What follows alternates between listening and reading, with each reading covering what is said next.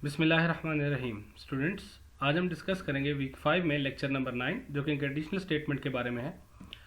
इससे पहले कि हम कंडीशनल स्टेटमेंट को डिस्कस करें, हम एक प्रोग्राम देखेंगे जिसमें कंडीशनल स्टेटमेंट की इन्वॉल्वमेंट नहीं हो रही होगी।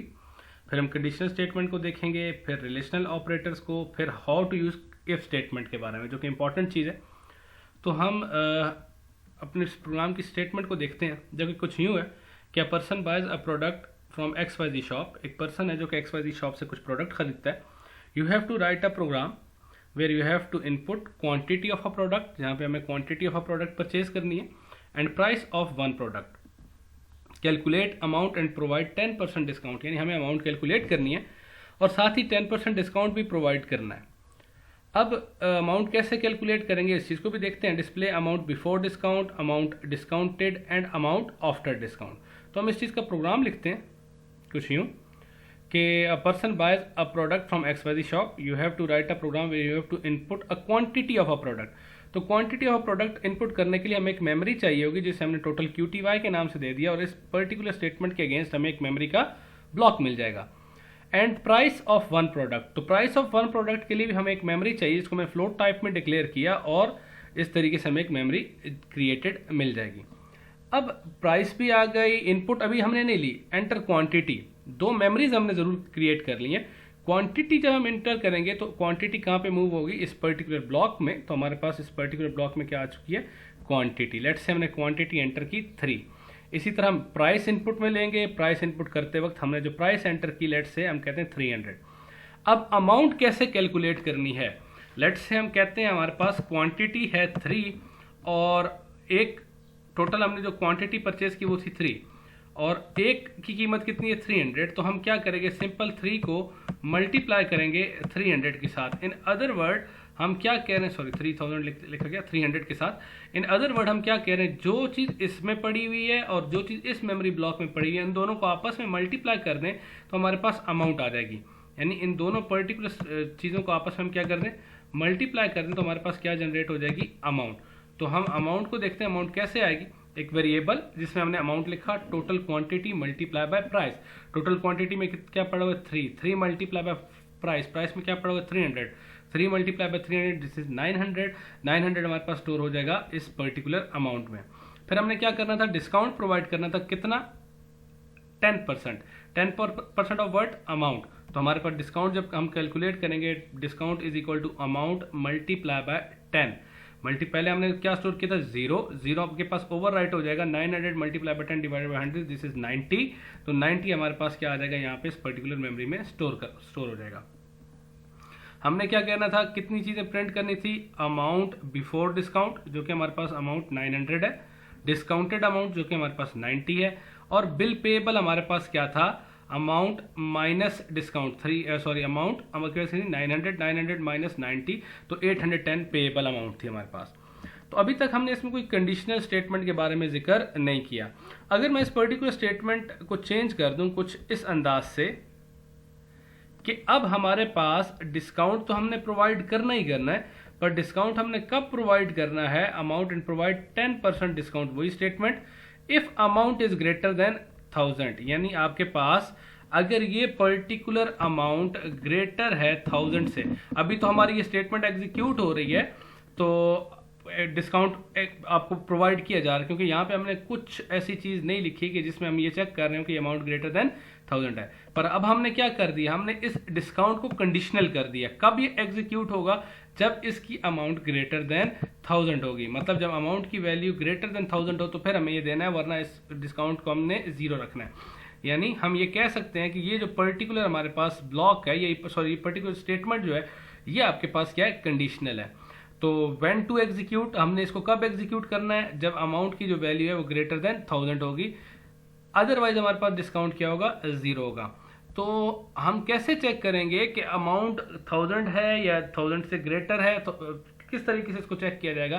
तो इस चीज पे आने से पहले हम रिलेशनल ऑपरेटर को डिस्कस करते हैं, जिनमें कुछ ऑपरेटर्स यूं हैं, greater than, less than, equals to, not equal, greater than और इक्वल, यानी दोनों में से कोई एक बार ट्रू, लेस देन और इक्वल। अब एक चीज आपने जहन में रखनी है कि इन का जो रिजल्ट होगा वो क्या होगा, बाइनरी रिजल्ट होगा। और ये हमेशा दो चीज़ों के ऊपर अप्लाई होंगे। मतलब मैं ऐसे C++ में ऐसे लिखूंगा इसको 2 ग्रेटर देन 3 ग्रेटर देन 4। अब ये स्टेटमेंट क्या है, अब इसका रिजल्ट क्या आएगा, ट्रू। पहले ये सॉल्व होगा फिर इसके साथ, यानी मैं ऐसे मेंशन नहीं करूंगा।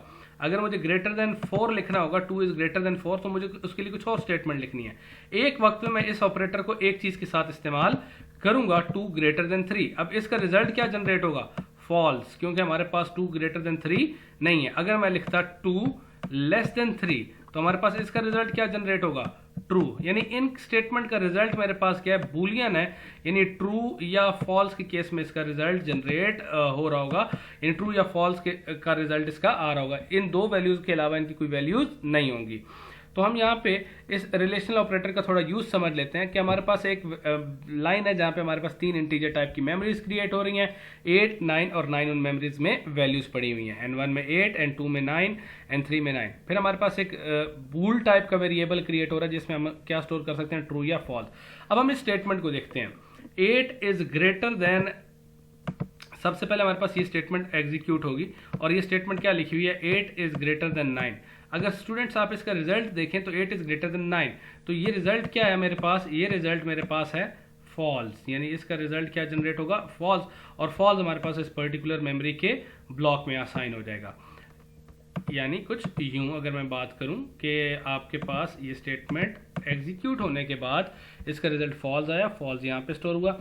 अब 8 is less then 9, true, true आपके पास रिजल्ट यहाँ सेव हो जाएगा। N1 double equals to N2, 8 में क्या पड़ा हुआ, 8 9 के बराबर है नहीं, रिजल्ट क्या जनरेट होगा, फॉल्स, यहाँ पे आ जाएगा। N1 is not equal to N2, यानी 8 इज नॉट इक्वल टू 9, बिल्कुल ठीक है, यहाँ पे आपके पास ट्रू रिजल्ट जनरेट होगा ऐसे।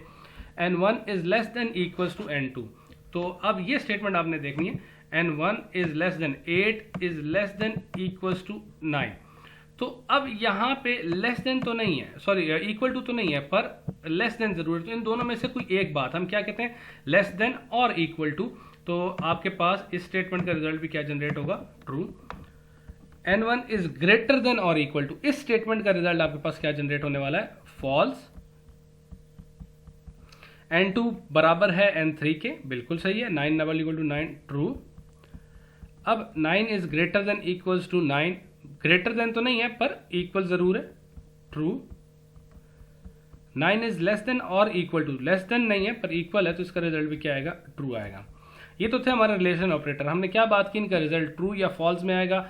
बूल रिजल्ट इक्वल्स टू ट्रू लिखूं या रिजल्ट इक्वल्स टू 1 लिखूं, दोनों का मतलब सेम है। रिजल्ट इक्वल्स टू फॉल्स लिखूं या रिजल्ट इक्वल्स टू 0, यानी 1 को हम क्या कंसिडर कर रहे होंगे, ट्रू कंसिडर कर रहे होंगे, और 0 को हम क्या कंसिडर कर रहे होंगे, फॉल्स कंसिडर कर रहे होंगे।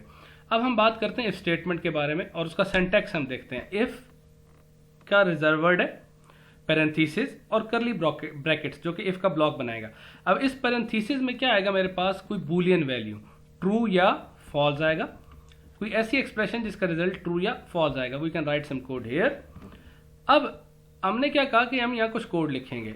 ये कोड कब एग्जीक्यूट होगा, जब यहाँ पे ट्रू वैल्यू होगी, यानी इफ की बॉडी उस वक्त एग्जीक्यूट होगी जब इस पैरेंथेसिस में वैल्यू क्या नजर आ रही होगी मुझे, ट्रू। और अगर मेरे पास इस स्टेटमेंट में वैल्यू फॉल्स है तो आपके पास इफ की बॉडी एग्जीक्यूट नहीं होगी, इफ के फौरन बाद आप टर्मिनेट कर देंगे। इसी तरीके से हम आप अपने प्रोग्राम को देखते हैं। हमने क्या बात की थी कि इस पर्टिकुलर स्टेटमेंट को हमारे पास था और इस पर्टिकुलर डिस्काउंट को हमने कैसे कब एग्जीक्यूट करना था, जब अमाउंट की वैल्यू ग्रेटर देन 1000 थी। तो हम ये बात कह सकते हैं कि ये स्टेटमेंट उस वक्त एग्जीक्यूट करनी है जब अमाउंट ग्रेटर देन 1000 हो या अमाउंट ग्रेटर देन और इक्वल टू 1001 हो। दोनों में से आप जो मर्जी कंडीशन अप्लाई कर दें, दोनों का मतलब सेम है। इसी तरीके से अगर मैं यहाँ पे लिख रहा हूँ अमाउंट ग्रेटर देन 1000, तो मेरे पास एक मेमोरी क्रिएट हुई टोटल क्वांटिटी के नाम से, फिर मेरे पास एक मेमोरी क्रिएट हुई थी प्राइस के नाम से, मैंने यहाँ इनपुट ली थी इसी। अब 300, अब क्या डिस्काउंट देना चाहिए हमें, नहीं, डिस्काउंट की वैल्यू क्या हो गई, 0। अब रिजल्ट क्या जनरेट होगा यहाँ पे, result amount greater than 1000, result देखिएगा 300 ग्रेटर देन 1000, तो इसका रिजल्ट क्या आना चाहिए, 300 ग्रेटर देन 1000, तो इसका रिजल्ट जनरेट होगा फॉल्स। तो इसका रिजल्ट हमारे पास क्या आ गया, फॉल्स आ गया। तो हम इस रिजल्ट को कुछ रिजल्ट के वेरिएबल में स्टोर कर लेते हैं ऐसे। अब अगर डिस्काउंट की मैं बात करूं तो अमाउंट मल्टीपल डिस्काउंट आपको फिर भी मिल रहा है, मतलब ये स्टेटमेंट अभी तक हमने कुछ इस तरह नहीं लिखा है इसमें कि इसको मैं कह सकूं कि ये अभी पर ये अगर इस लॉजिकली देखो गलत है। क्यों? क्योंकि अमाउंट में क्या पड़ा हुआ है 300, ये डिस्काउंट नहीं मिलना चाहिए था। हमने कोई ऐसी स्टेटमेंट लिखी नहीं कि इसको डिस्काउंट ना मिले।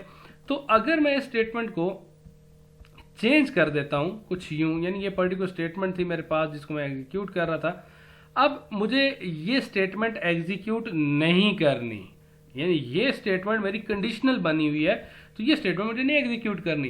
तो अब मुझे डिस्काउंट तो प्रोवाइड करना है, तो उसके लिए मुझे स्टेटमेंट तो लिखनी पड़ेगी। अब लिखनी कहां पे है? तो क्यों ना मैं एक इफ का ब्लॉक बनाऊं ऐसे, उसके अंदर मैं स्टेटमेंट लिख दूं। अब ये स्टेटमेंट क्या हो गई? कंडीशनल हो गई। मतलब मैं ये कह सकता हूं कि इफ जो मेरे पास है वो मेरे पास स्टेटमेंट्स को कंडीशनल कर देता है। अब अगर मैं देखो रिजल्ट में क्या पड़ा हुआ है फॉल्स, तो फॉल्स के केस में हमने थोड़ी देर पहले क्या बात की थी, इफ की बॉडी में एंटर नहीं होगा। तो अगर मैं ये बात करूं कि यहां पे मेरे पास जब ये स्टेटमेंट एग्जीक्यूट होगी क्या देखा जाएगा? रिजल्ट में क्या पड़ा है फॉल्स, तो बॉडी में एंटर नहीं होगा। डिस्काउंट की अमाउंट देखें क्या है 0, यानी डिस्काउंट आपको प्रोवाइड नहीं किया जाएगा और ये दो स्टेटमेंट्स इसी तरीके से एग्जीक्यूट हो जाएंगी। अब ये वही चीज़ दोबारा हमारे पास रन हो रहा है कि हमारे पास ये स्टेटमेंट थी जहाँ पे रिजल्ट आपके पास क्या गया, अब ट्रू जनरेट हुआ क्योंकि आपके पास प्राइस 300 थी, प्रोडक्ट 10 था। अब डिस्काउंट हम प्रोवाइड कर रहे हैं, यानी अब हम कह रहे हैं कि रिजल्ट की वैल्यू जो भी होगी वो एक्चुअली डिसाइड कर रही होगी। अगर रिजल्ट में ट्रू पड़ा हुआ है तो हम कह रहे हैं जी कि ये डिस्काउंट दो, अगर रिजल्ट में फॉल्स है तो हम कहेंगे डिस्काउंट ना दो। क्यों? Result is equal to amount greater than 1000 हमने यहाँ पे अप्लाई चेक लगाया हुआ है, तो आपके पास डिस्काउंट प्रोवाइड किया जाएगा और आपकी डिस्काउंट अमाउंट कुछ यहाँ पे डिस्प्ले हो जाएगी। फिर अगर आप गौर करें तो इस पर्टिकुलर स्टेटमेंट का रिजल्ट क्या आ रहा है, अमाउंट ग्रेटर देन 1000 का ट्रू। रिजल्ट वाली मेमोरी में क्या स्टोर हो रहा है ट्रू। तो एक्चुअली तो इसने काम ट्रू या फॉल्स पे करना है, तो बजाय इसके कि मैं इसको सेपरेट मेमोरी के ब्लॉक में लिखूं तो मैं इस पर्टिकुलर स्टेटमेंट को यूं भी लिख सकता हूं, amount greater than 1000, amount greater than 1000। तो अब क्या होगा मेरे पास, अगर मैं अमाउंट ग्रेटर देन 1000 लिख रहा हूं तो अब सिंपल सी बात है भाई कि अब मुझे इस पर्टिकुलर स्टेटमेंट की जरूरत नहीं है। क्यों? क्योंकि अब मैं डायरेक्टली इस चीज को यहाँ पे मेंशन कर रहा हूं, यानी इफ के अंदर मैं ऐसी स्टेटमेंट लिखूंगा जिसका रिजल्ट ट्रू या फॉल्स होगा। तो ये भी स्टेटमेंट क्या रिजल्ट जनरेट कर रही थी, ट्रू या फॉल्स। तो इस पर्टिकुलर स्टेटमेंट को मैंने खत्म कर दिया। तो स्टूडेंट्स उम्मीद है कि आपको ये इफ स्टेटमेंट के बारे में इसका सिंटैक्स समझ आ गया होगा, ये प्रोग्राम भी क्लियर हो गया होगा और आपको रिलेशनल ऑपरेटर के बारे में भी आइडिया हो गया होगा। अगर आपके कोई क्वेश्चंस हैं तो आप वो फ्रीली मुझसे पूछ सकते हैं।